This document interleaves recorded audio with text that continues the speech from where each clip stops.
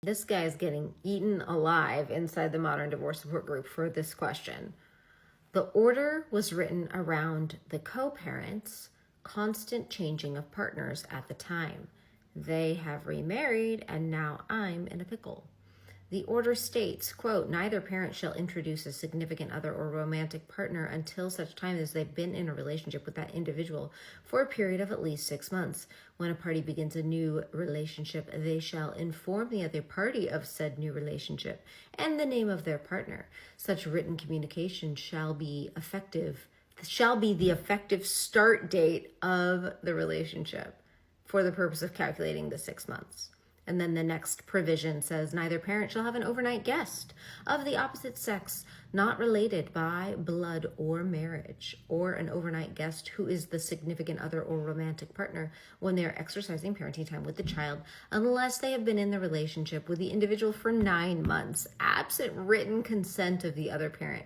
Overnights means that neither parent has such individual in their home or temporary dwelling or any other location at which the parent and the child are located between the hours of 12 a.m. through 7 a.m. Okay, that's the court order. Here's Dad's question.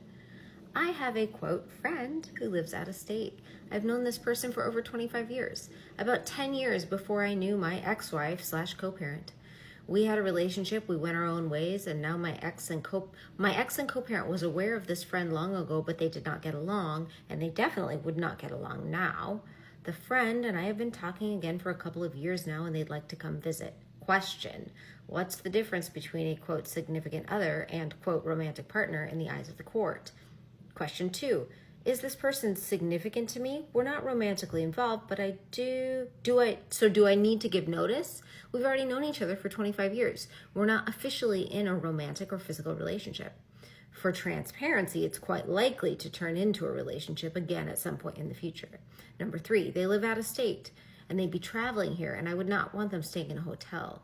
Part 2 says no overnight guests of the opposite sex or a significant other. The co-parent is high conflict and would never give written consent. Any way around this language.